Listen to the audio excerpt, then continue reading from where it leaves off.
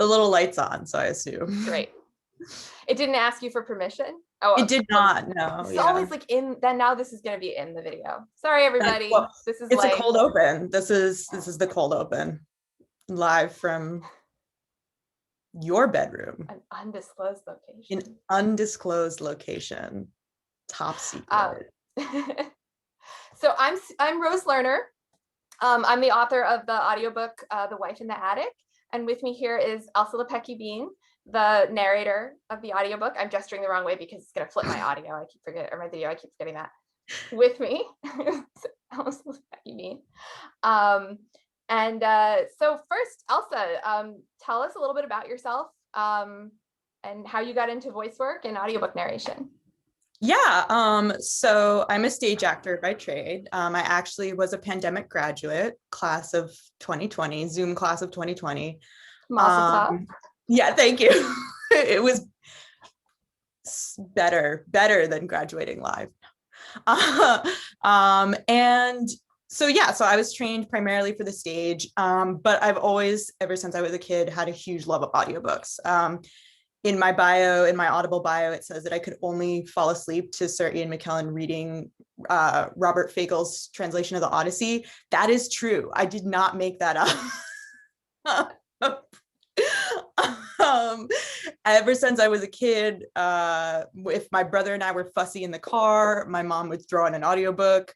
That was the solution. I remember, going to sleep with my little iPod Nano, listening to Percy Jackson and the Magic Treehouse books, all of that, all the Wrinkle in Time series, Madeline L'Engle. So yeah, so I've always wanted to do audiobooks because I loved them so much growing up as a kid. And yeah, I guess, Audible is holding auditions and I did them. So here we are. So what have some of your favorite roles been as an onstage performer before? Yeah, so in the before times, I actually got a chance to, for my studio's production, I went to NYU Tisch School of the Arts. My studio's production of Marquis De Sade by Peter Weiss, I got to play Sade, the Marquis De Sade, who, if you do not know, is what the word sadism is literally named after. So you can imagine that this guy is really great, or, in my case, gal. And it was just such a blast because I got to work with my favorite teacher who was also directing the show. And it was so much fun. It was so much fun to be that evil. And also so much fun to try to parse out this crazy character. And Peter Weiss is one of my favorite playwrights. So he also, I think, wrote Marquis De Sade when he was 24 or something like that, which is insane. And it also ended up being kind of the perfect pre-pandemic play unintentionally. So yeah, that was the last role that I did that just springs to mind of just oh, that was so good. So we did get some questions from readers and people on various social media platforms. So I'm gonna go through those, and then I do have also some questions of my own that I would love to ask if we have time. So Margaret asks, how does a woman with a generally treble pitched speaking voice male characters? Is there a black box? I don't know what treble pitched means exactly, but I don't know what black box means. I'm guessing they mean kind of technology for modulating the pitch. Okay, I know a black box is in a black box theater. I know, I don't know, but I'm assuming that's what it means because I don't know what else it would mean. Yeah, first of all, I trust that you are accurate in your analysis of the pitch of my voice. I'll say treble. So this is a big stepping stone, I would say, in the not challenge, stepping stone in the world of audiobook narration, is how to do voices of genders that are not your own.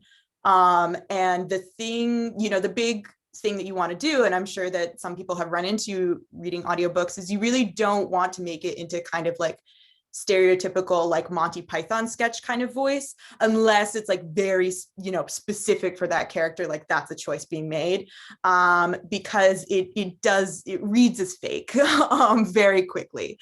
And so the trick that I learned, which is stupidly easy, is that don't worry about, I'm coaching you like you're about to go out, start narrating, which maybe you are, so good, these are hot tips. The basic baseline trick for doing different gendered voices is simply, if it's a woman character, go up at the end of the sentence. If it's a male character, go down. So for example, if it's a woman character, oh, for a muse of fire that would ascend the brightest heaven of invention. The male character, oh, for a muse of fire that would ascend the brightest heaven of invention. I didn't really change my pitch that much, but by going up and down, it's just kind of little things like that. And then of course, things like tempo, volume. Volume is very indicative of gender, as I'm sure we have all experienced in our lives. There's this television show Due South that I really love, and the actor, there was an episode where the main character, it was sort of a Some Like It Hot kind of thing, and he went undercover as like a female teacher in this, whatever, I don't need to explain the plot, but what, like that character always like projected his voice, and like in this episode he didn't do that, and it was like, we're there. Yeah, there's lots, because the thing that people gravitate toward first is like, oh, I'm doing a person of a different gender than me, that voice must be higher or lower than mine, so I need to lean into that. And it's like, no, actually there's a lot of like social stuff that if we lean into that more, like tempo and loudness and just like general embouchure and like presence, we can not only like convey the gender of that character, but we can also convey a lot more about the character itself, other than what like. Was that word that you just said? It sounded like embouchure. Yeah, it's embouchure. What does that mean? So all the musicians, the woodwind people out there, don't yell at me, because in woodwind, embouchure is how you position your mouth. So like if you play clarinet or flute, you have to have the right position. In terms of like voice and vocal training, it just means like how much room is in your mouth. So for example, like if I'm, spoilers, Sir Kit has a lot of room in the back of his mouth. Like he's, you know, kind of like, I'm not doing his voice perfect, but I'm exaggerating his accent. But, you know, he's a guy. So his voice takes up a lot of space in his body, because he takes up a lot of space in real life, right? Like, and as, you know, the cave of your mouth kind of gets bigger, like your shoulders come back and you start to kind of become this person, like, oh, it's like, this guy. I also really enjoyed how you did characters at different ages. Yeah. Like, how does that work? I think it's like the brain. So like for Tabby, for example, like the brain to mouth filter isn't there yet. Or it's there, but only in very specific situations. And so there's not, again, this is kind of like a thing that maybe we'd think about, like, again, with kids, generally, like, we associate kids with having higher pitched voices. So there might be a temptation to like lean into that so far, to like be like, I'm doing a kid now, please, for the love of God, understand that I'm doing a child. And I think, yes, kids do have higher pitched voices than adults. So you can touch on that, but also it's this, there's no self-consciousness. So, you know, there's no like, what I'm saying is, so for like Miss Oliver, her tempo is a little bit laid back. Like she's, you know, she's like, kind of like, am what I'm, and we do this as adults, like, is what I'm about to say like a waste of time? Is this important? Is this relevant to the conversation? Kids don't have that. It's better if it's not relevant to the conversation, right? So So they just say, and similarly with Clarice as well, who is younger than most of the adults in the book and kind of a little more, not sassy. My grandfather was British. He would have said saucy. She's a saucy lass. You know, her brain to mouth filter is also more developed than Tabby's, but we can tell that she's younger than Miss Oliver because she has this kind of universal teenage attitude of like, I'm going to say whatever I want, which is different than kids, but also very recognizable of that like specific age range of like 13 to 16, 17. So yeah, so that's what I like to lean into, because I think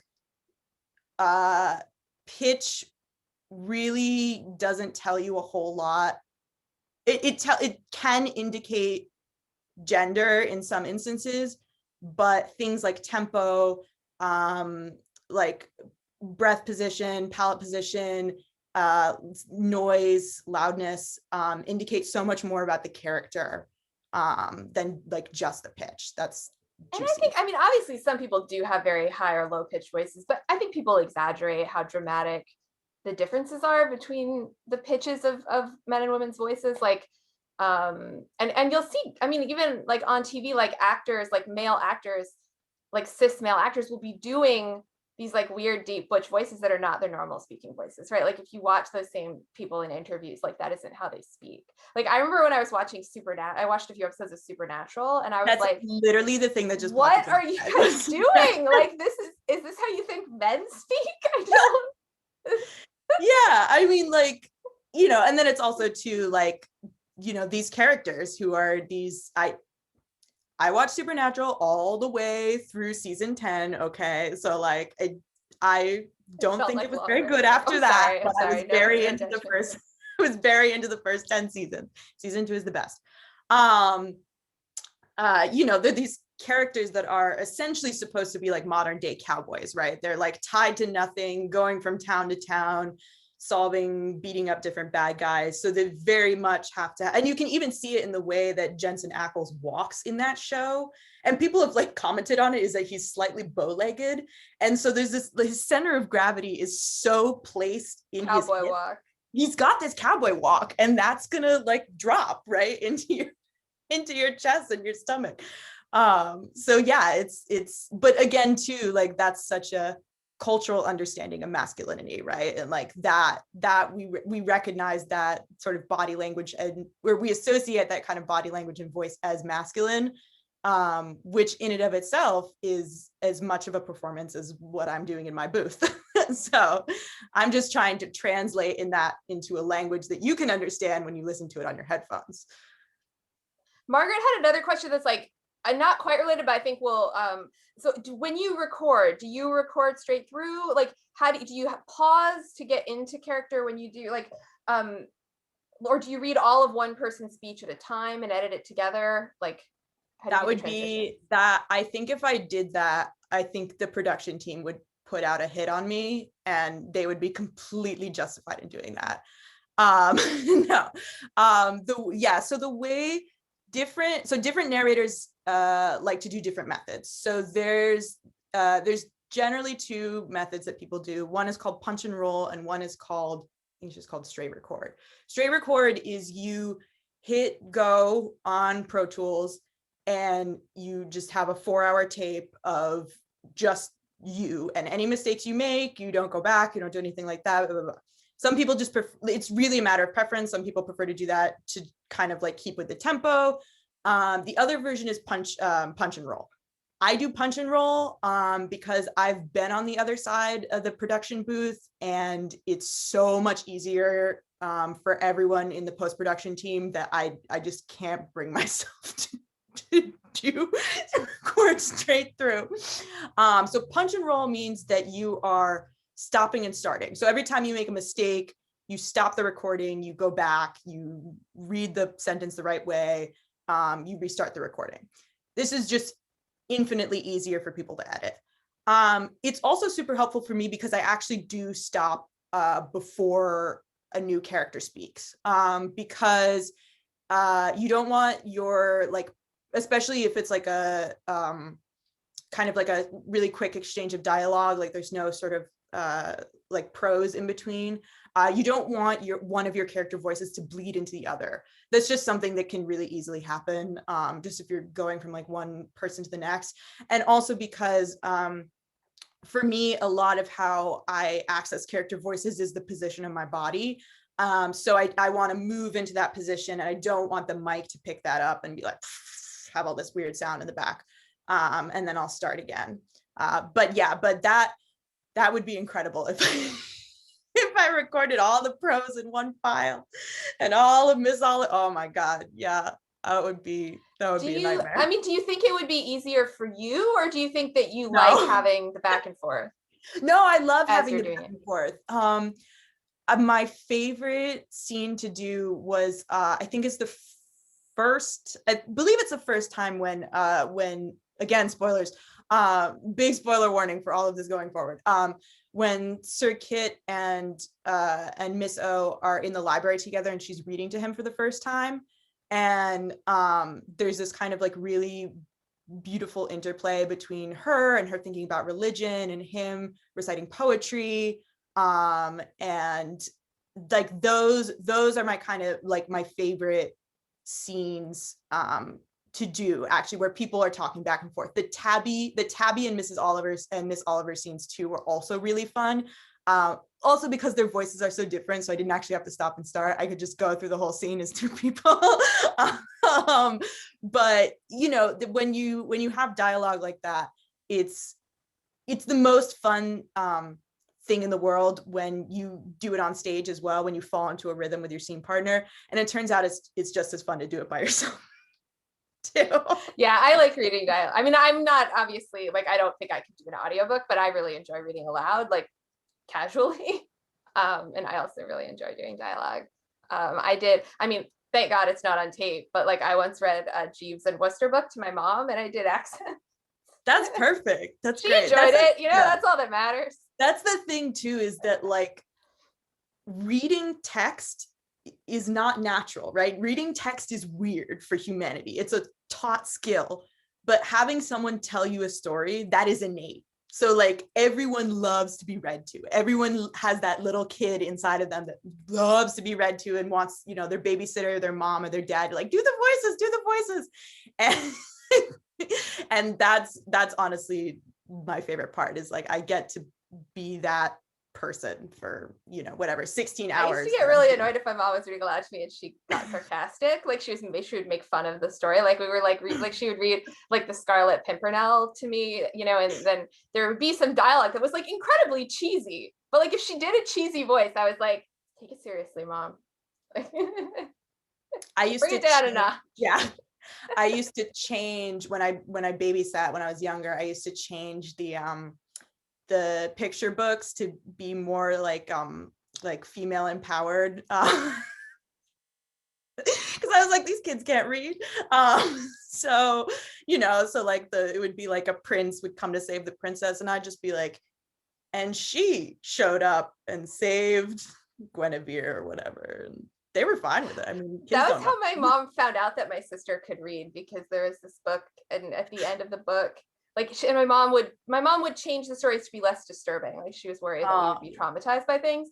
So she was reading to my sister and she's like, and then the little lamb went home to his mother. And my sister was like, and the fox ate him up.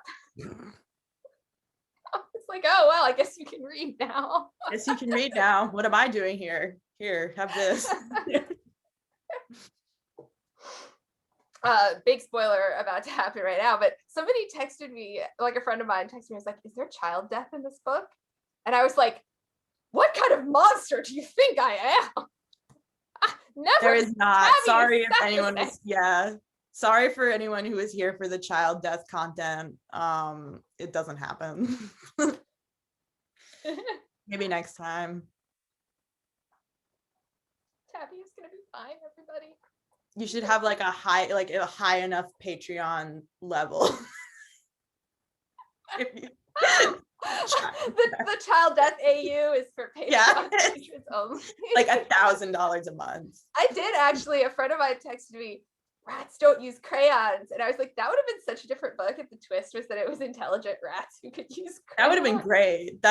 We would have merged, like, it would have been like, oh, you thought this was Gothic? No, this was like Lovecraftian now. It's like the unknowable horror of sentient rats that can. I guess they'd have to be sentient squirrels, right? Like thematically, but. I guess, yeah. Well, I mean, there aren't any rats in the book, but there are quite a few squirrel metaphors. There were squirrels. There were a lot of squirrel metaphors. Squirrels on the roof. I have squirrels on my roof, so I think that's why there were squirrels on my roof. Also, I find squirrels quite Lovecraftian. I don't know. Okay, so I was gonna say squirrels are definitely the closest to humans on the rodent chain.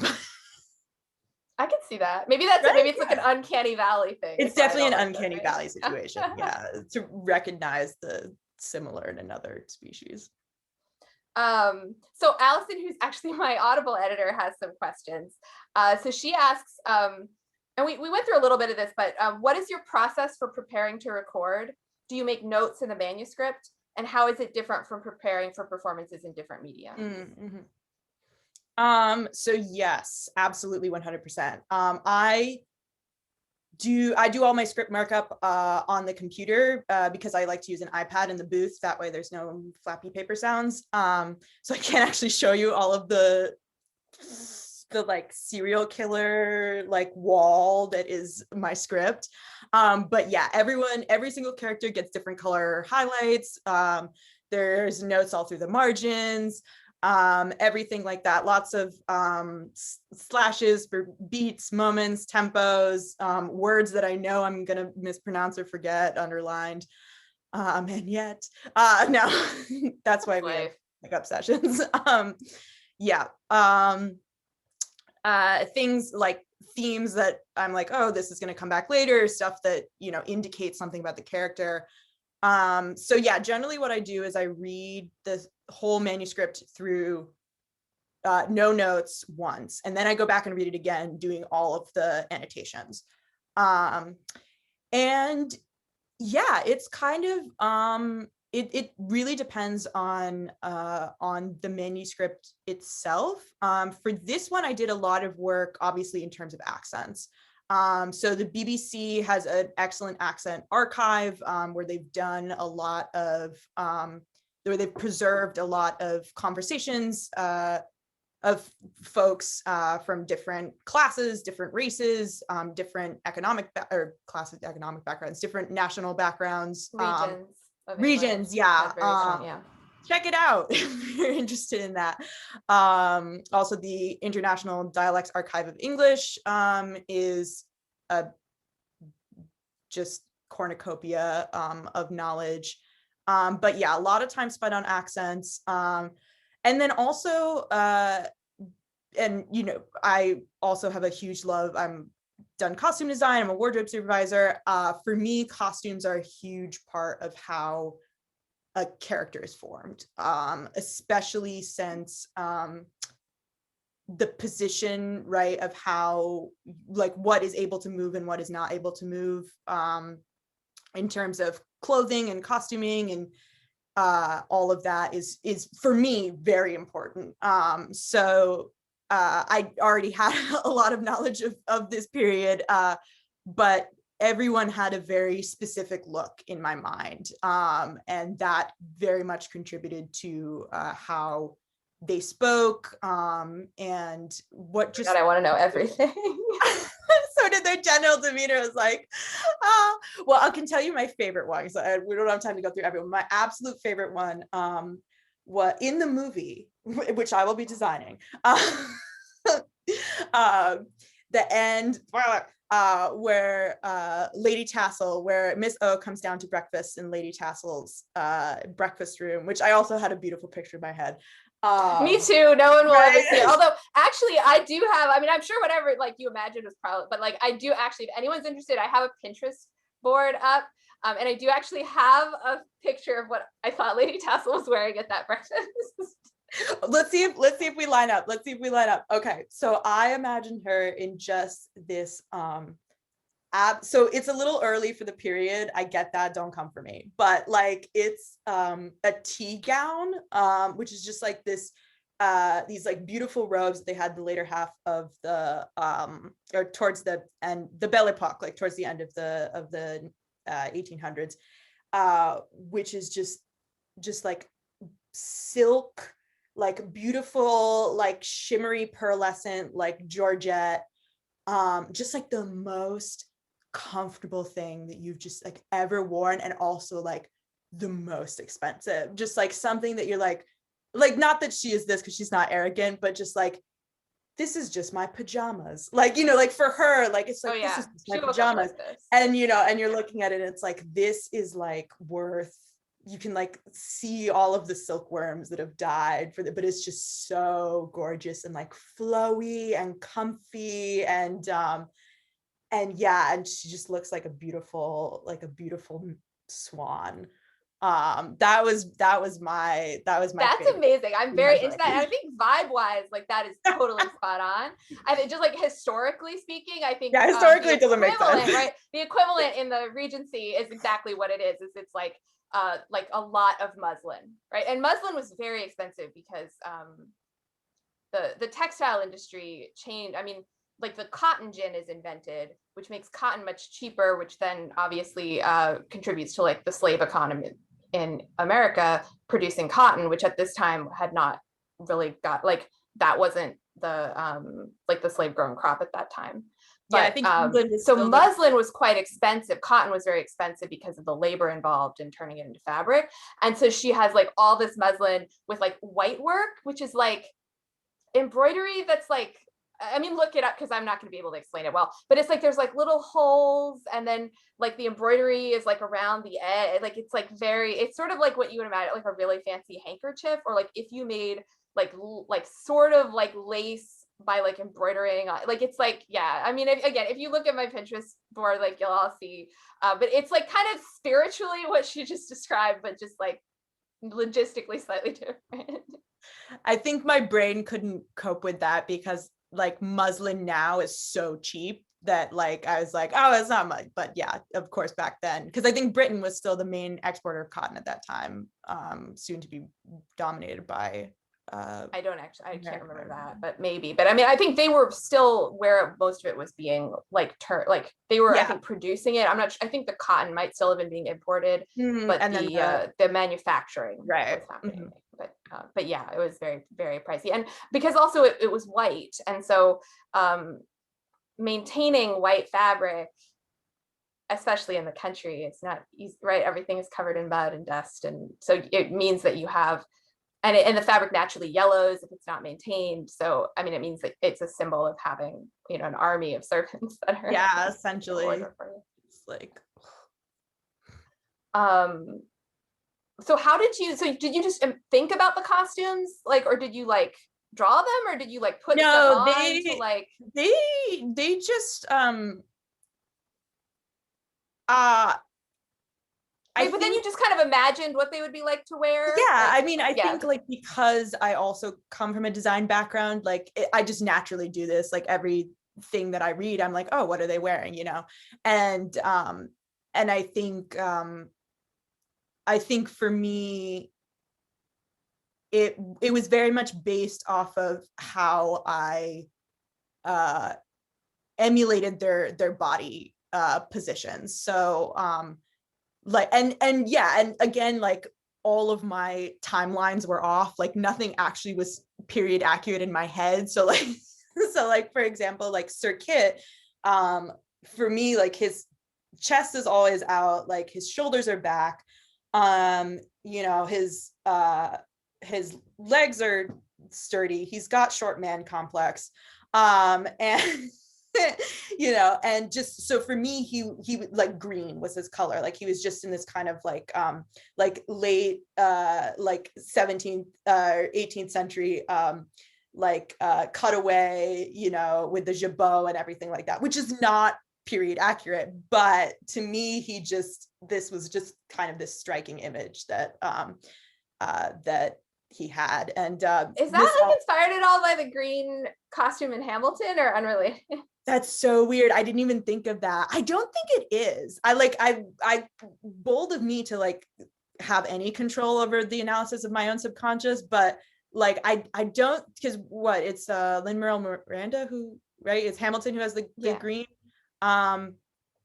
No, I think if anything it was probably based on the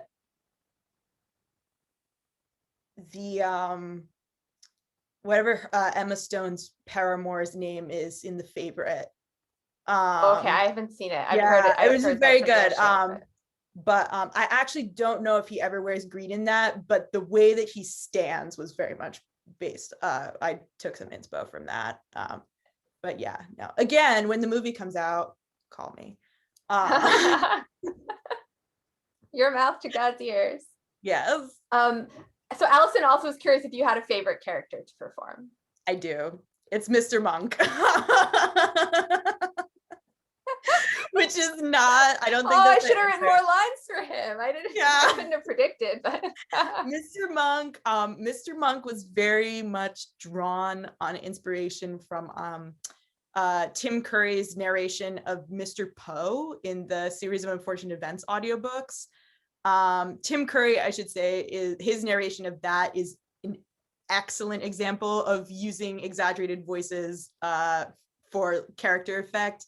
That whole book series is beautifully narrated by him. And yeah, I highly recommend. But yeah, his voice for Mr. Poe very much was the influence for Mr. Monk, who is just, you know, if Sir Kit is a little bit like this kind of peacock rooster kind of animal, Mr. Monk is a little mole. You know, for me, so funny because I loved how you did him so much, but it totally wasn't what I like. I had imagined like a much more sort of like blood, like I don't know, like pushy. You know what I mean? Like I had imagined okay, sort of like stark and like just like sort of a Thomas Hardy like. Okay. But like I mean, like I said, I loved what you did with it. Okay, good. Like, yeah, it was really interesting because you took it into different. The way that I read it was like, he doesn't want to be here, you know. Oh, he doesn't want to be here, but because he doesn't want to be here. You know, like he tired of all these goddamn murders. Yeah, he wants, you know, like he took whatever. Yeah, so like for me, like his, you know, kind of like a little bit like tired school principal. Like I just woke up and already I have kids throwing spitballs at, you know, whatever, the ceiling fan with my coffee. But yeah, Mr. Monk, 100%. What do you imagine his relationship with Mrs. Monk is like? Oh, they have like a whole agreement. Like it's very much like I think Mr. Monk is, I think she's off like doing her own. I think they have like separate bedrooms. Like they have like an agreement, like, okay, yeah, you know, and she's kind of off doing her own thing. And he's at home and he's like, again, not period accurate, but like he's just like building his train set, you know, like he's really into like some like really obscure hobby. And like a Revolutionary War reenactment thing, like I don't know. Maybe too soon. Yeah, maybe too soon. He was really on it. It was actually cutting edge research at the time. So he was actually like a visionary. But no, just like, or like, I don't know, collecting stamps, which also I don't think are a thing.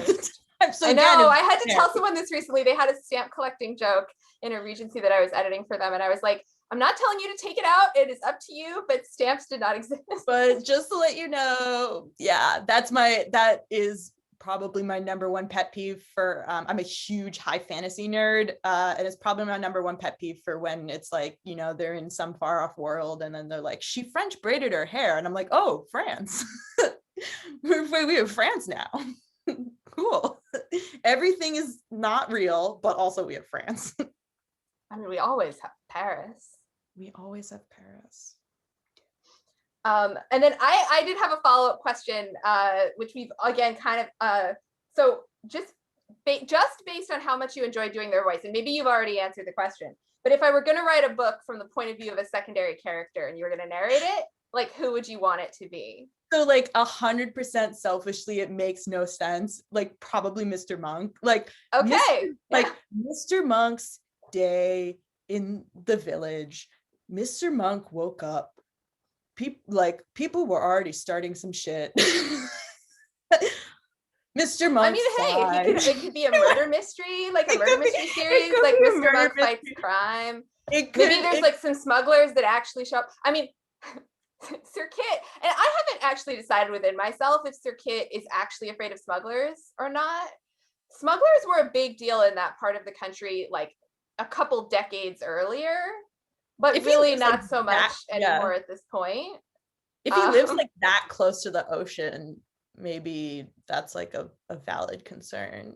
I don't know. But like I said, there had been really extensive smuggling and very bloody. I mean, like kind of like organized crime. You know, I think we think now maybe of smuggling as this sort of lighthearted, like, you know, swashbuckling guys in like a nice boat. Like, but it was like very much like organized crime, right? It was a black market for goods. So if you think about actually like more like the mafia would be a better analogy. And it was very bloody. You know, there was a lot of like, you know, they murdered people, etc. So I mean, they were actually very frightening. But again, in like earlier, right? Like by this time, there's like a blockade. There's about to be a blockade of the coast. It's the Napoleonic Wars. Like the Martello Tower, right? There's like towers of soldiers on the beach. Like there's not a lot. You know, the smuggling has died down, right? The kinds of like violent gangs that just marched across the countryside, killing anyone that pissed them off, like is kind of a thing of the past at this point. But hey, maybe some come back and Mr. Monk has to defeat them. or what I was thinking when you were describing that, which is maybe the murder and violence part completely went over my head, in favor of Mr. Monk gets kidnapped by a gang of swashbuckling smugglers. Maybe it's a prequel and it's like one of their own. Mr. Monk. Yeah. Becomes one of their own and spends the rest of his life on a merry vessel. And maybe they have like a Robin Hood type deal going on where they steal from the rich to the poor. That's not a real thing. No, but I mean, hey, it can be. Maybe they invent stamps while they're there. Somebody has to.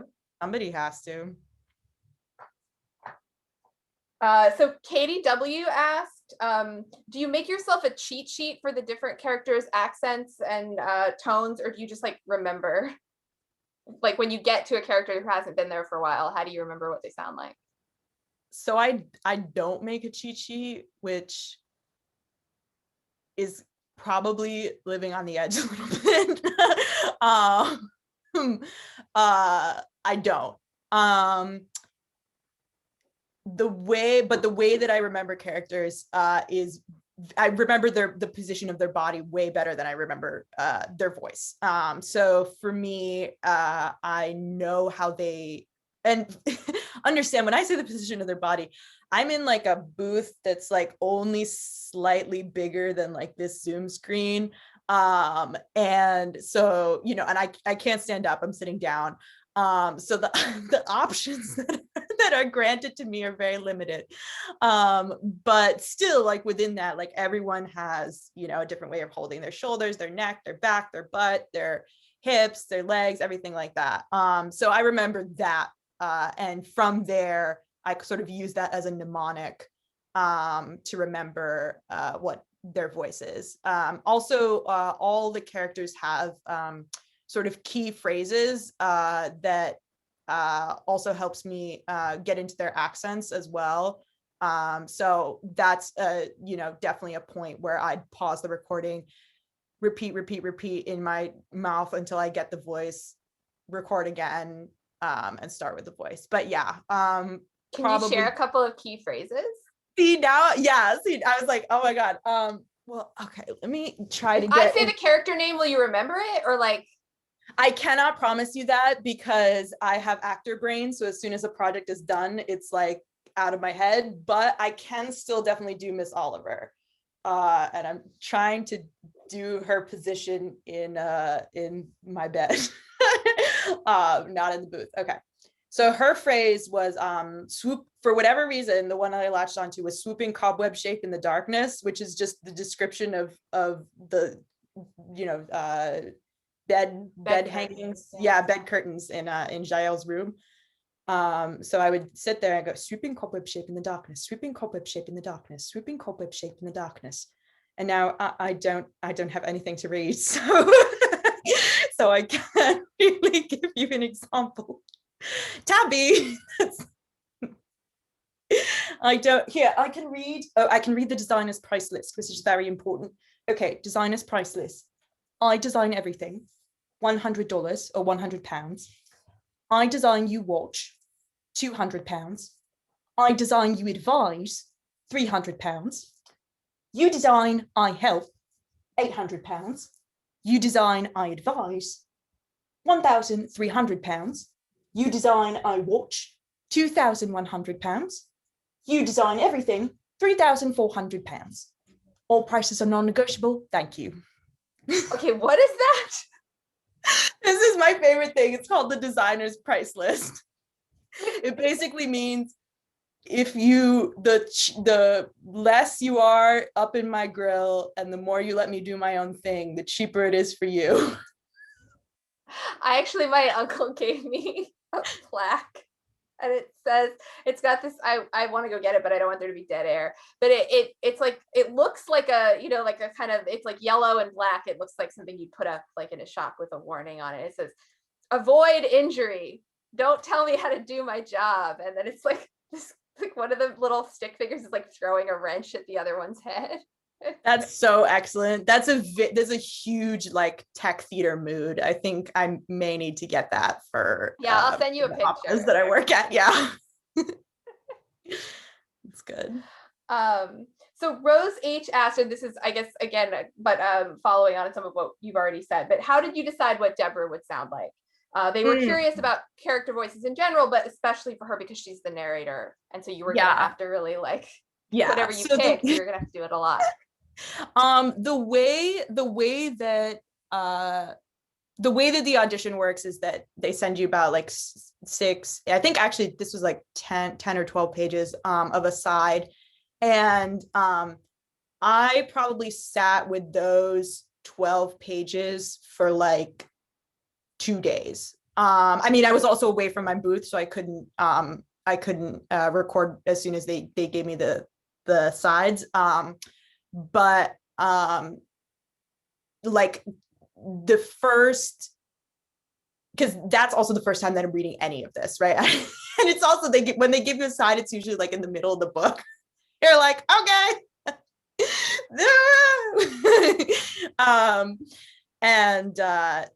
So I, in recording that audition, I probably sat in the booth for like a good 2.5 hours, just going through, like, not even recording, just like, okay, like this, like trying out different stuff. For me personally, it had again, I'm a very physical person. The technique of acting that I was trained in was very physical. So a lot of it is trying to find the body position for me. The other thing with Deborah is, how do other people talk about her? So there's two, when you do a book from the first person, or even when you do a stage character, which is arguably also from the first person, you're just that person, and only that person. It's very easy to get caught up in like what the character thinks of themselves is the truth. And it's also really important to pay attention. Again, I don't know why I'm saying like this is a masterclass, but if you want to do this, go for it. It's also really important to pay attention to what other characters say about that character and how they describe them. Of course, in a first person narrative, you don't have the benefit of how do those people describe you when you're out of the room. But it can still be very significant to how they describe you to your face. And then where is the discrepancy between that and how that character thinks about themselves? And also, again, things like tempo, like volume of voice, stutter, things like and like all these sounds that we make, like thinking sounds. Generally, readers are not encouraged to add things like that, like and if it's not in the script, which I think is good, because that's disingenuous to what the author wrote. But in that, you have a lot of freedom in how you lead into the phrase, how you end it. Do you trail off? Do you do all this stuff? And for Deborah, that was also a really key point, because for me, the sense that I got from her was that she no matter where and again, like her arc changes, but definitely in the beginning of the book, she was always hoping someone else would speak for her. Like, even if she was alone, like in a carriage, or like, you know, like Mrs. Cross or whatever, like there's always this moment where she's like, oh, she's really talking to me, isn't she? Oh, I have to come up with an answer. Oh, that didn't come out so good. Okay. You know, and then of course, like she changes and she kind of grows more into her own voice. Yeah, well, okay, well, I want what's best for her. Okay, I lived. I mean, I think, you know, I'm not saying she's gonna, but like, is she gonna never have anxiety again? No. No, I'm not. Yeah, that's yeah. I don't know if anyone knew this, but actually, I don't know if she's not Mrs. De Winter now. You know what I mean? Yeah, like, no, this book does explicitly give you the solution for crippling anxiety. So I actually saw a review. Definitely buy it and read it, and you'll get to the end and you'll be like, wow, that was crazy. I feel like I don't, you know, no shade to this person, like this was their experience with the book, but I saw a review where the person was like, I didn't think it was believable what happened in the book because like Deborah was just too anxious, and I was like, anxious people can do stuff. I don't know.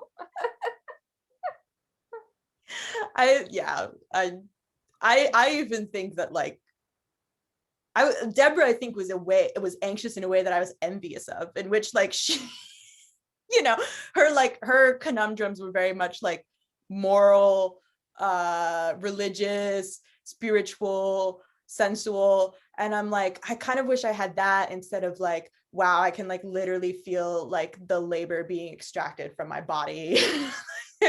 Like living the anxiety of living under like a capitalist structure. So yeah, props to that. This is a self-help book, and a lot of people don't get that, but that was key. No, but all that is to say, yeah, and also that she had to be a contrast to Jael, right? Because Jael has to be a vocal foil for her, if not a character foil. And their voices have to sound, and again, maybe I'm like pulling the curtain back away from the magic a little bit, but their voices have to sound good together. People respond to that. They have to sound like they work together. I don't know how to say it. Like they have to sound like they work together. Yeah. Because like at the end of the day, spoiler alert, they are the romantic couple. Like they fuse together in the end, you know, and yeah, so that's a huge you just blew my mind. Like I'm hoping I'm not like ruining.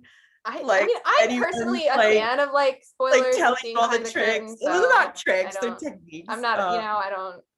Some of them are tricks, but you know, whatever. The techniques that that come into it, to all this work, is like, okay, and yeah, and there's 100% a vocal map in my head of how does everyone else's voice relate to everyone else's voice, and also how did their voices compare to one another, because I think that the way that two people sound together in a scene, or multiple people, is very important. For me, it's very important. I think everything has to kind of fit like a puzzle vocally. in the same way that like lighting and costuming has to match, right? If like the lighting is off, if the lighting is like doing one whole thing over here and the costuming is doing another whole thing over here, they could be really good on their own, but they're not part of the same world. And you want everyone's voice to be like the character, but also all part of the same universe. There's a scholar, Bakhtin, who wrote this book about Dostoevsky, in which he talks about how the way that Dostoevsky does like ensembles or like casts, where like each, like he doesn't like compared to say Dickens, right? With a Dickens novel, there are characters who are not full characters, right? Like they're just a minor character, and they're not given like sort of full personhood, and they're really there to sort of for Dickens to have opinions about them. And I don't want to, I mean, there's like different ways of doing stories, right? But I mean, in a Dickens story, there's a character who kind of comes on and their role is, and Dickens expresses his opinion about them through like their characterization and like through them being like kind of dumb or like kind of weird or kind of, I mean, sorry for the ableist language, but I mean, like he'll make the character like unappealing in some way to express his dislike of some aspect of them. Whereas Dostoevsky, Bakhtin calls it, I don't actually know how to pronounce this word in English. It looks like polyphony, but it's, or polyphony. I think it's polyphony, yeah, in terms of polyphonic sound. Yeah, but it's like that music where it's like a lot of voices coming together to make the music. And Dostoevsky is much more of a writer where each character has their own full voice that is fully developed, and the way that he tends to express his opinion is through showing like through the plot. So like if he wants to show you that the way that a character behaves is wrong, he might have something bad happen to that character, right? Or like if you take like Crime and Punishment, right? Like, that what Raskolnikov did is wrong because he has to go to Siberia at the end to atone for it, right? Spoilers for Crime and Punishment too. You thought you were just gonna, but no. But like it's not like, or like the, but it's not like that what Raskolnikov did was wrong because Raskolnikov is gross, right? It's like what he did is wrong because like you see the repercussions of what he did. And that's something I think about a lot as a writer, is that I want each character to kind of have their own, like, for them all to be like they're in their own crystalline spheres, if you will. So yeah. And also, like, I like what you said about you have to think about how other people see them, because I noticed this. This book obviously only has one point of view, but typically I write, two. Both the main characters have their own, and it's very interesting when I write a scene in one character's point of view that the other character doesn't always behave. Like sometimes I go back and I'm like, that actually isn't what that other character would do. Like they would do this other thing. That's what this character expects them to do, right? I made them do what this character expects them to do instead of what they would actually do, and then I have to go back and I have to fix it. And then the rest of these questions are for me, but I look. I really love your performance, and I just would love to hear you talk about it all day. I'm like, so I mean, I really appreciate like my editor let me, like, we had a couple of top picks from the auditions, and she let me choose, and I just loved your audition like so much. And Thank you. I feel so validated. Good. It's like when you have to make a decision, you're always like, oh my god, what if I did the wrong, and it's like, no, I totally made the right decision. Well, thank you. So you also have a lot of experience as a wardrobe supervisor. According to your resume, you're especially well versed in 17th and 19th century fashion, hair, and makeup. So first of all, I'm curious, like, why like 18th century isn't in there? Do you just not like it as much, or is it just come up less in the theater? No, I love the 18th century. It does come up less in my experience. I guess the sort of really boring answer is that I just haven't done as many productions in the 18th century, so I can't really put that on my resume as a lie that I've experienced in it. The sort of more interesting, if like maybe tangential answer is that so I double majored in college. My first major is in drama and my second major is in performance studies, in which my concentration was pornography studies. So I am in addition to being well-versed in costume, I am also very well-versed in Renaissance and Enlightenment pornography and erotica from that era. And I think, honestly, I just read so much of it for my thesis. I was like, I'm done.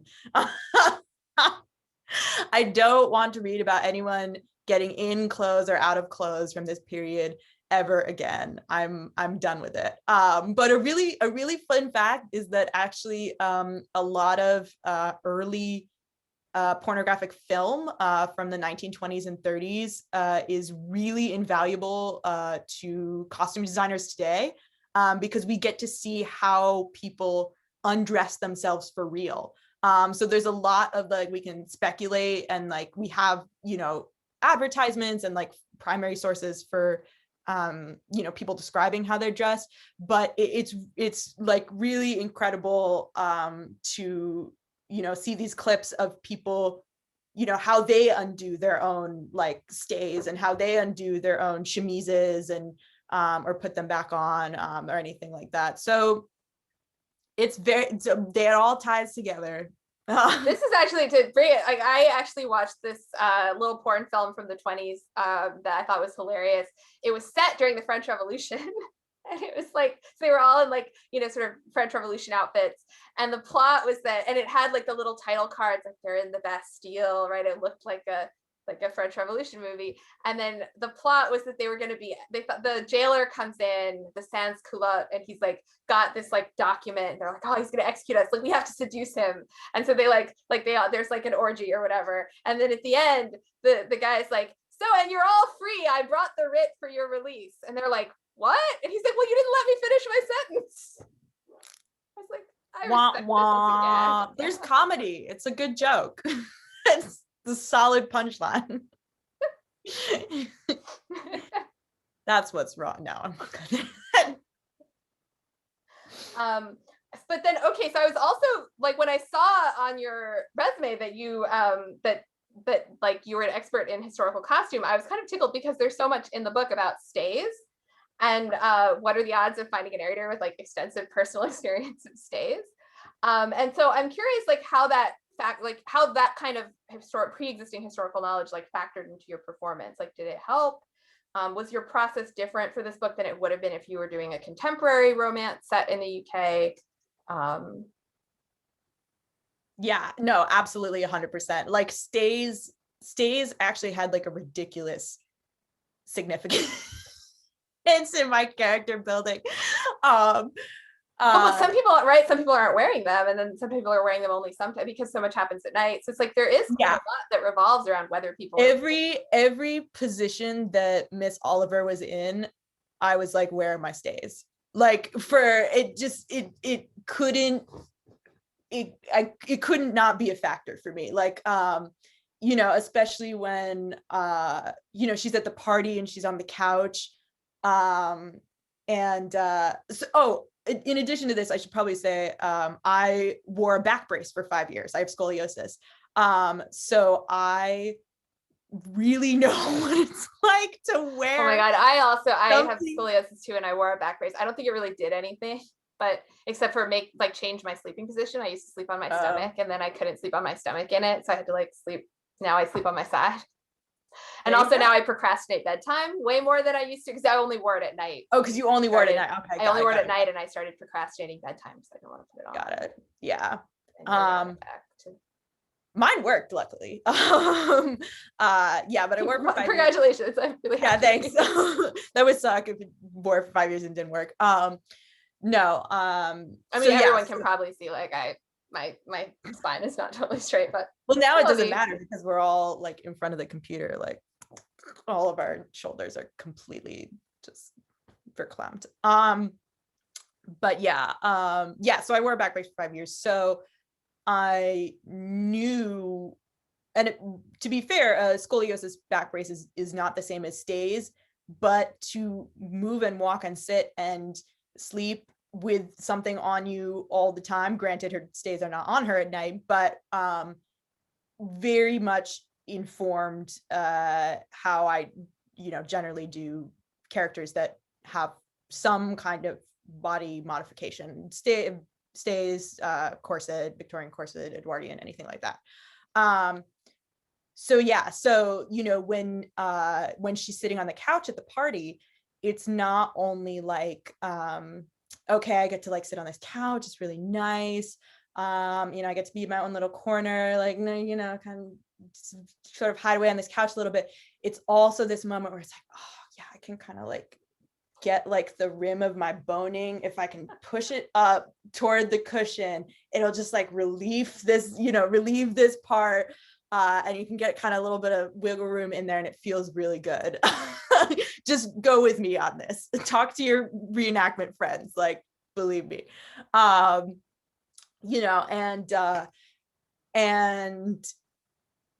yeah, and so like, for example, I wonder what happened to those bergères en cabriolet. Like, were they rescued, do you think, or did they burn? Oh, for what is Spoiler! it? Oh, the stays? Oh yeah, spoilers. The stays? No, the chairs. Oh, the chairs. The bergères en cabriolet. That's so sad. That's true. They probably, no. Well, okay. Some stuff was saved. Some stuff was saved. Maybe like, Peter ran out with one. My house is burning down. Gotta save the chair. Well, they actually, the firefighters, like, they're in the 18th century, before they had real firefighting equipment, they just didn't have the volume of water. Like, they didn't have fire hydrants, so it was like very difficult to actually put out a fire with water at this time. So they would basically, what they would do is they would just try to keep the fire from spreading, and they would try to save as much as possible from the house, because also in a lot of places the firefighters worked for a fire insurance company. So depending, I mean, if your stuff all burned, like, they had to pay out on that stuff, whereas if they rescued the stuff, they didn't have to. But firefighters had these little crowbars, specifically for taking apart beds, because a bed was typically the most expensive piece of furniture in the house. If it was like a regular person's home and not like a super fancy mansion or whatever. So if you were like in town and your house was burning, like, the firefighters would come and they would run across with their little crowbars, take apart your bed and carry it out so that it didn't burn. That's so rough. Oh, and then they had and then they had the bed crowbar, and then they had the berger en cabriolet crowbar, and then they had the chaise longue crowbar and the crowbar, and just like there's like a skit in here somewhere where it's like, speaking of skits, I don't know if anybody noticed, but I couldn't resist. So I write stories about Jews in England in the early 19th century. So a lot of them, because a lot of Jews in England at the time were Sephardic, I mean, a lot of Jews everywhere, but like specifically in England, there was a big Sephardic community, and a lot of them were like, had Spanish Inquisition stuff in their family. And people, like, a lot of people, their only reference to the Spanish Inquisition is Monty Python. And so I like always get people making Monty Python jokes, like, when it comes, and I'm just like, really? Is that what we're doing now? But I couldn't resist, and there are some comfy chair jokes in this book. They are, in fact, she is in fact tortured with comfy chairs a little bit. I did not clock that, but now I am seeing the larger Monty Python Lively St. Lemison extended cinematic universe. Which Monty Python character which Monty Python guy would play Mr. Monk, do you think? I have to remember. The only one that's coming into my head right now is John Cleese, but it's not him. There's John Cleese, there's Graham Norton, who's like King Arthur, like the blonde. Oh, like, yeah. Sort of straight man one. I mean, he's not straight, but he's like the straight man as opposed to the funny man. Eric Idle, Michael Palin, Terry Gilliam, and there's another Terry, I think. Terry Jones? I don't know. If anybody has any opinions, I'm much better at which kids in the hall would play this person than I am at which Monty Python would play this person, so I don't have a good answer either. Now I got to think about which kids in the hall character would play. I feel like, I mean, Dave Foley is Lady Palethorpe. I don't know kids in the hall. That's okay. You don't need to get into me. Yeah, I have opinions about that, but I don't have a good. So there was a sentence on your website that really intrigued me when I read it, and I know a lot of my readers were curious as well. And then you have actually already explained it to me, but I really enjoyed it, so I'd love it if you explain it for everybody else as well. So it says, as a performer and creator, my work is centered around exploring the interplay between queerness, gender, and archive. In particular, what do you mean by archive?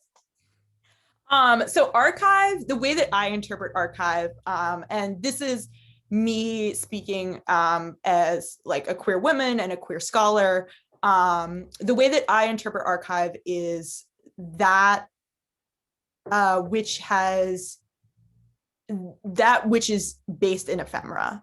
So typically for marginalized communities, for example, women or queer communities or communities that have been colonized, their modes of history preserving and archiving, as it were, tend to be very different from the way that archive and canon is categorized and at the risk of using this word, gate kept by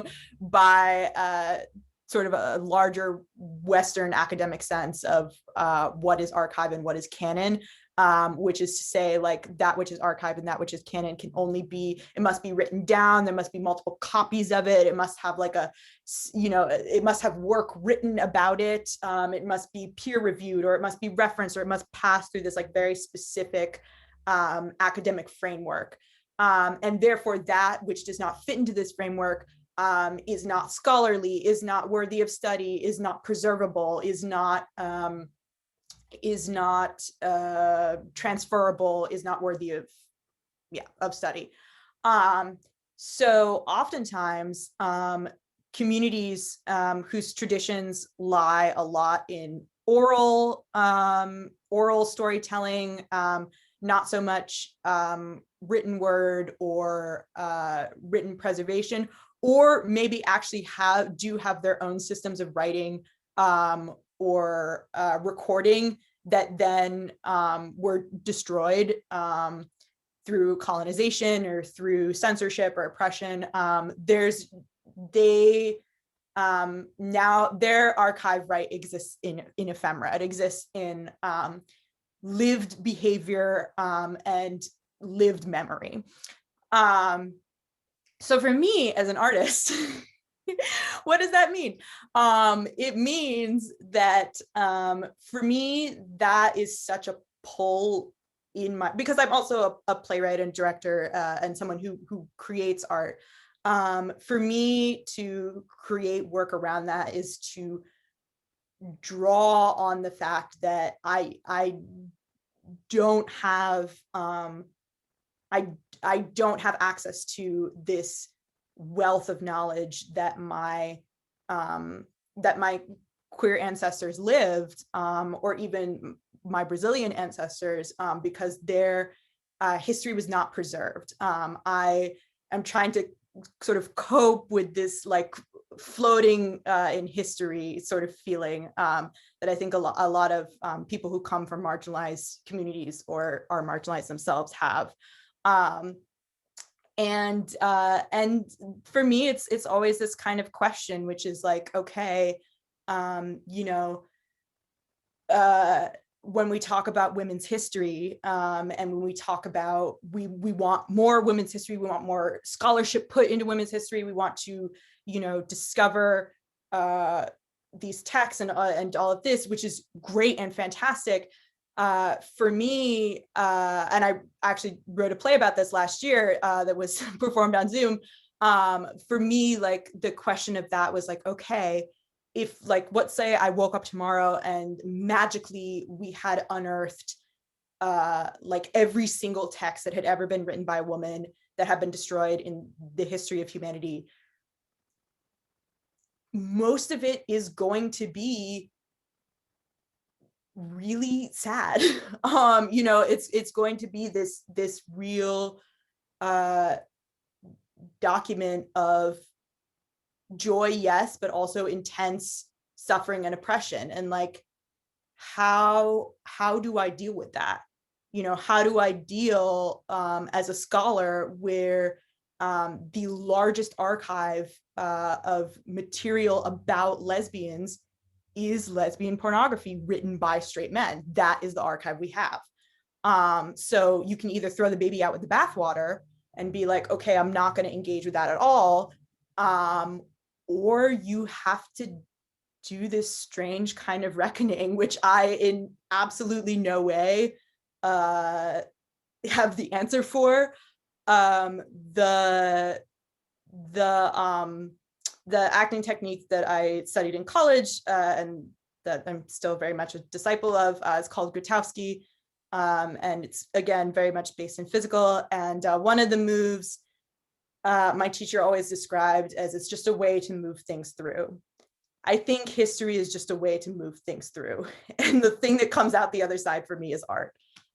So art is the only way that I know how to deal with being lost in that history. So that for me in particular is the question and the challenge of the archive. And then of course, like where do I stand in that as a scholar? Do I even want to be a part of that sort of intellectual institution?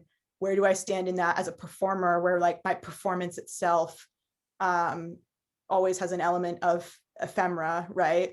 In that like it's different. So interesting from like a Jewish perspective too, because like so much about the Jewish way of relating to history is to write it down and remember it, to carry it with you. And so there's something in me that is so resistant to the idea of letting anything go. Like when I did the Marie Kondo method for my stuff, and I, in theory, you're supposed to take everything and see if it sparks joy and keep it if it sparks joy. And I was going through like my mom's papers and I came across this like mimeographed thing that was like the description, like eyewitness account of this like murder of the Jews of Vinnitsa, which is like where my great grandfather's family was from. And they were, murdered in the Holocaust. And I was like, this does not spark joy for me, but I can't get rid of it, right? Like, I have to carry this with me. And it's. Yeah, I mean,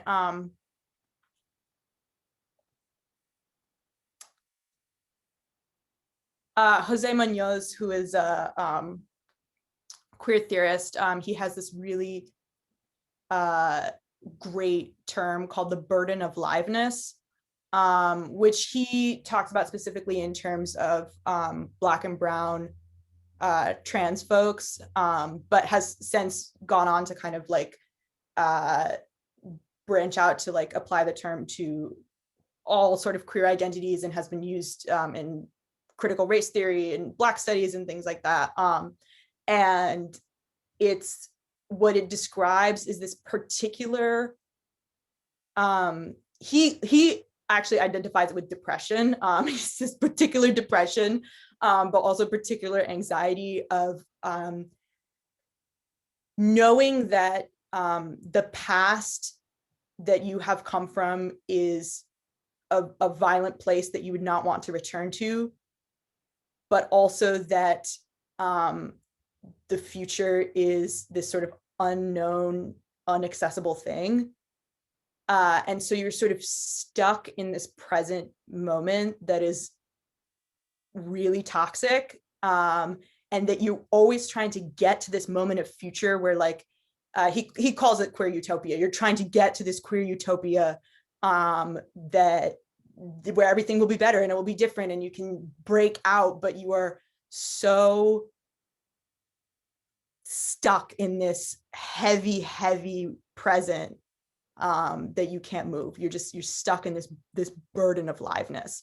And I think that is a very unique, that is a queer feeling, that is a Black feeling, that is a brown feeling, that is a Jewish feeling, that is a minoritarian, a feeling felt by the minority and by marginalized groups, which is like, how do I deal with the exhaustion of history, and yeah, but also like, how do I cradle the hope as well, right? Yeah. You know. And I guess, look, I write historical novels, right? Like I do feel like there is it's not like, I don't think that the solution would be to just like, forget, right? Like I don't think that but again, I'm coming at it from my own cultural perspective, but it just seems like there's a lot of discourse around like forgiveness, and like, we need to all just like move forward, and we need to just like put this behind us. It's like water under the bridge. And I don't, I think that, and I'm not disagreeing, like I'm not saying that you disagree, but I'm just thinking about it. Like I do feel like that the solution is not to just pretend it didn't happen, and like, where is the balance though between pretending it didn't happen and like not, getting stuck. I think the balance is reparation, and we Yeah, don't know. well, obviously. Societally, we have not figured out how to do that. We don't know how to do that. And I think communities have built kind of their own form of like reparation and healing, but it needs to come on a larger societal scale. And I do feel like, and not to like, but like I feel like there is such like a Christian idea of like forgiveness as the highest value, as opposed to like amendment. Yes. Like of just like what's needed is this like emotional release or something of like the oppressed party just like forgiving the person that has oppressed them, as opposed to there being like consequences for action. Right, that the forgiveness is valued above the apology. Yeah. Yeah, I would agree with that. And I think that too, the regardless of your religious or racial or ethnic identity within the United States, the laws and systems of government are very much based off of this puritanical, Protestant, Christian, British understanding of justice and fairness and what law and morality should be. So yeah, like even if those are not your own personal beliefs, they are quite literally enforced on the highest level in this country. So, they're the national reformations and national reformation for understanding how we want new morality to be. It seems like, in some ways it seems like we've wandered off the topic, but like this is also core to the book. You know what I mean? Like I thought about this so much when I was writing the book of like what, like what is justice? Like what is fair? Like what is permissible? What is permissible even if it's not fair, if there's nothing that's fair, and I think especially with Deborah's kind of vein, sort of internal battle that she has with herself, which she's like, am I going to become that prisoner who sold out my friends, kind of thing? And this is a hard part because it's one of these instances where you as the reader or the actor or whoever are smarter, but have sort of outsider knowledge that the character doesn't have, which is that for me, how I interpret it was like, yes, this is what you're saying, and this is your real outside fear. For me, Deborah's real fear was that she was going to become like the Inquisitors, that she was just burning people regardless of right, because essentially, like, regardless of trial, regardless of, so that for me was Deborah's actual core, like, oh my God, I'm going to be like the people who tortured my family and my people. And I think that was something that I was thinking about a lot, like while I was writing, because I was writing it during over the last 4 years, and it was like I grew up like hearing so much about how my family was slaughtered by their neighbors, or like slaughtered by the Germans and their neighbors didn't do anything. Like that feeling like I never want to be the person that stood there while my neighbors were murdered. Like I would rather die than be the person that stood there like while my neighbors were murdered. But at the same time, we're all complicit in so many oppressive systems. And like, how do you, like, where is that line of like, it's time to rather die, you know, like it's like, and yeah. Fun time. Fun times. Again, this is a self-help book. So we have answers, like concrete answers for all of these questions at the end. Like completely so clear. We're not going to tell you them now, but definitely like once you get to the end, there's like a, you know, they read the credits at the end. After that is like a secret part. It's like a Marvel ending. That's where we answer all of these like one-word sentences because they're that easy. I mean, that's the beauty of art though, right? Is that you can answer, like, you can resolve things without answering them. And like, I appreciate that. Yeah, no, I think it's like not like this is a thing that can be resolved, but at the same time, there can be some kind of sense of like, I don't know, like that's something that I really like about art is that you can take very complex questions and show a scenario of one solution. I don't know. Yeah, I think catharsis has been conflated with resolution, and I don't think they necessarily need to be the same thing. You know, I think, yeah. I actually I have the book that I originally like had the idea for this book while I was writing is a book called All or Nothing, which is sort of like a kinky novella about, anyway, the point is like the reason that it sparked this book is that the heroine in it is reading Maria Edgeworth's Castle Rackrent, which has a scenario in it that's like somewhat similar to some things in The Wife in the Attic, but there's also a whole bit about catharsis in it where they're talking about kink and like how like you can like is it really like the hero is like but I don't want to be mean, you know, I don't want to be a jerk, like, and they're kind of talking about like how it's like, you know, you process things through like role playing basically, right? But he quotes Aristotle's definition of catharsis, and so I always like like I think of that a lot.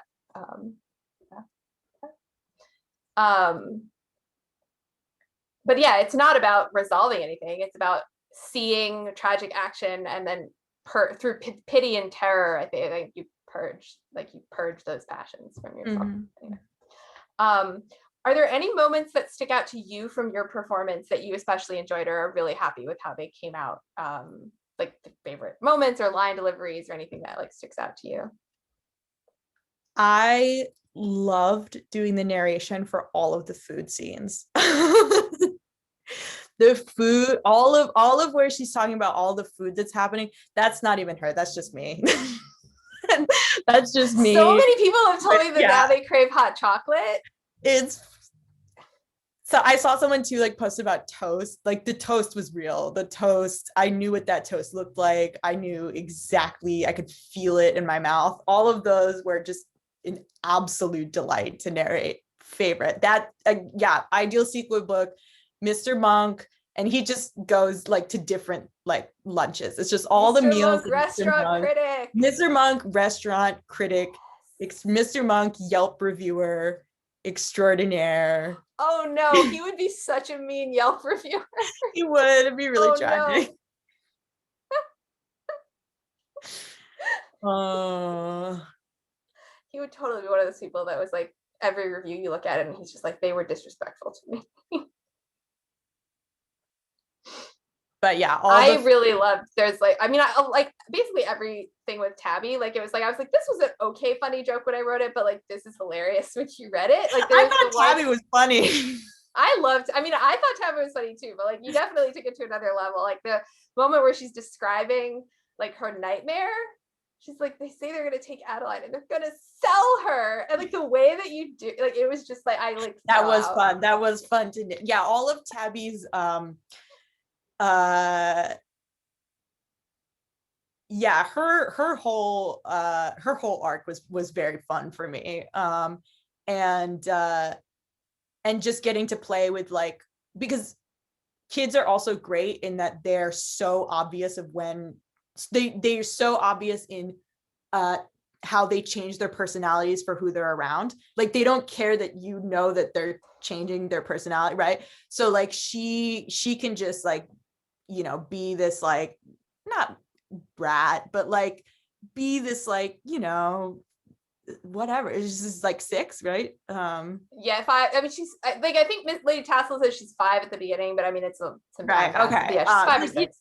This is a 5 or 6 year old, you know, like going to a one person's, essentially being homeschooled with the same person every day. Like she gets antsy, to then being, you know, kind of obsequious with her father, and then knowing like, oh, I need to like, you know, knowing this is the time when I need to tell a lie, to being, you know, pissed at her mom, you know, and that kind of like great shift that kids do where they're like, I am so obvious about who I like more right now, in terms of poor Jael and Miss Oliver. But yeah, Tabby was great.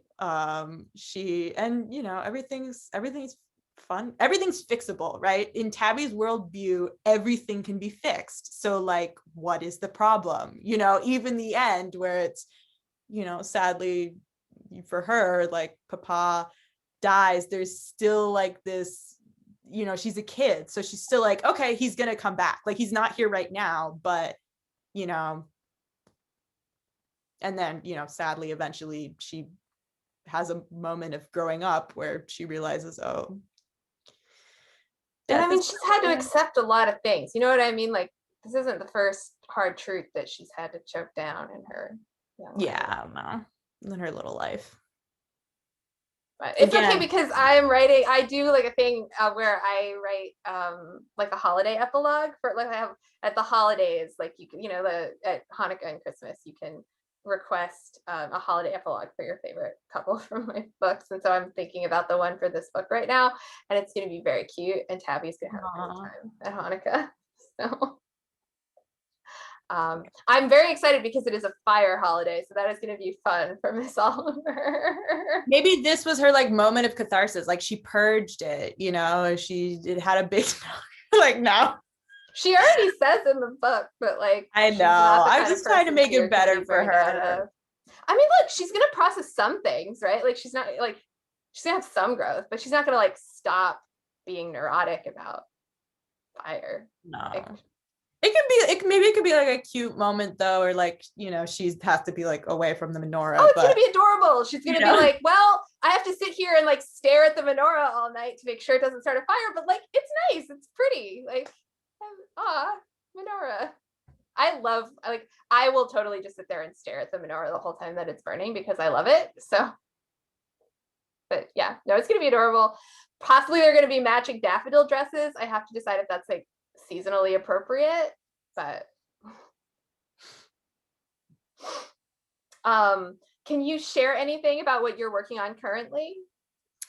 Yeah, so actually right now, my theater company, the Wallpaper Company, you can check us out at the.wallpaper company on Instagram. We are currently taking part in the Post-Theatrical Theater Festival, which is run by Real Time Interventions, which is a theater based out of Pennsylvania. And it is a whole national plays by mail wave. So there's a bunch of different shows going up. Some have tickets right now. You should go check them out at posttheatrical.org. And where you can see info for our company's piece, All Light on Earth Comes From Somewhere Else, which is very much based in the ideas that I talked about. So archive, ephemera. Plays by mail? Like plays by mail. What does that mean? So different companies have had different interpretations of how they want to work with that.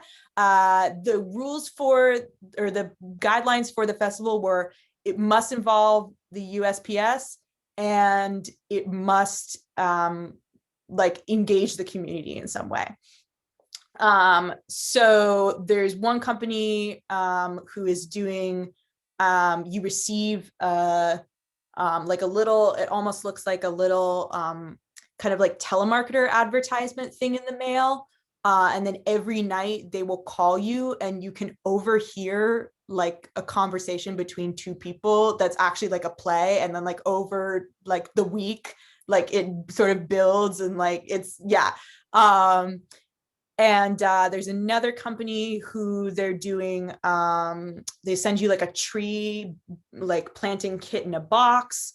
There's another company that is sort of working with like the flaneur. So like she's going to send you like superimposed maps of cities, and you have to try to like traverse the city in your house, like using that map. And I think there's like some audio stuff and like some virtual reality stuff in that one too. The way that we're doing it is we have 8 people, 6 tracks as we're calling them. And they are all, some of them are packages, some of them are physical letters, some of them are clips to videos and audio sound bites, which will be on our website. One of them is based around like a fake OnlyFans account.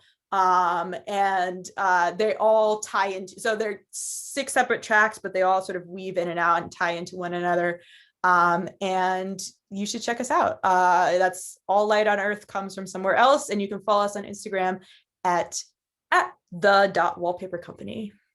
And if people want to get tickets for this, yes, where do they do that? You should go to posttheatrical.org under projects. You can go to our project. Tickets go on sale March 28th through Thunderticks. We as a company believe that art should be accessible to everyone, no matter what their economic status. So it is pay what you want.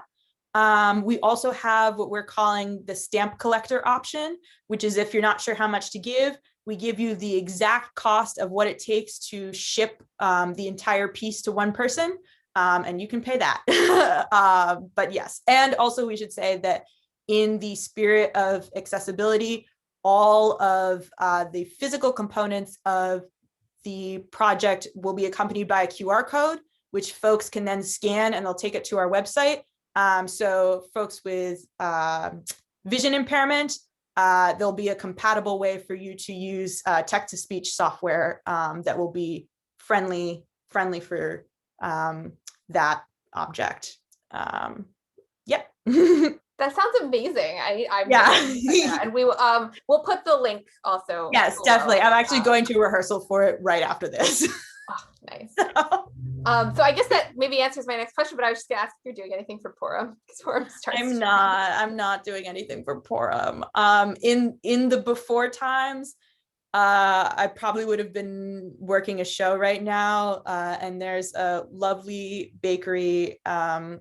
And because, so the bakery actually went out of business, but it's my fantasy. So in my fantasy, Moisha's on 2nd Ave in the East Village is still there. And you can still get like the world's biggest like poppy seed hamantaschen. And that's what I would be doing. But no, rehearsal tonight. Yeah. I might check out the Purim spiel that my Zoom, my shul is, I mean, it's not a Zoom shul, it's a regular shul, but they do Zoom shul now. But my Zoom shul is doing, but it's true, like Purim through Zoom is a little sad. I am gonna try to take tomorrow off and make hamantaschen though. I have vowed to myself. There you go. My mom made hamantaschen that was like not really what, like if you buy a hamantaschen, it's like typically that very like flaky dough, and like she did like a cream cheese dough, so it's like if I it's like all kind of, yeah. Mm-hmm. It's just like a little softer. It doesn't like kind of crumble the same way. It's kind of that, I wanted like, to taste like my mom's, I have to make it myself. So, and it's like a very nostalgic taste, especially the prune one. So I might do that. Prune one. I've actually I have a Purim Twitter name right now, and it is Rose Lekvar. Oh my! I was wondering why you changed it. I was like, oh my god, because I was like, handle. Just dumb, and I never realized that her Twitter name and her handle were 2 different things. And no, it'll go back in a couple days. It'll be Rose Lerner again, but I like to do the holiday handles. I mean, I don't know. It's like a little bit of like a, hey, we have holidays too. You know what I mean? Like, I feel like it's like everyone has the Christmas ones. So it's like, I feel like I gotta show out for, I don't know, the community or something. But I know. also Lake Bar is so close that I feel like it's like, You can make it work. Yeah. I feel like it would be a shame if I let that one go to waste. So, well, thank you so much for coming and answering our questions. This is awesome. Thank you. No. Thank you for doing such a great job on my audiobook. Oh, thank you. Well, thank you for writing it. No problem. It only took several years of my life. No, I mean, that's maybe an exaggeration. It feels like it took my entire life to write this book, but that's life. Things happen. Things happen. All right. Well, thank you so much. Have a great night. I hope your rehearsal. I mean, is it okay to say that? You hope rehearsal goes well, or do you have to do break a leg for that too? Oh no, rehearsal's fine. Okay. I hope your rehearsal's fine. well. Yeah. I didn't even think.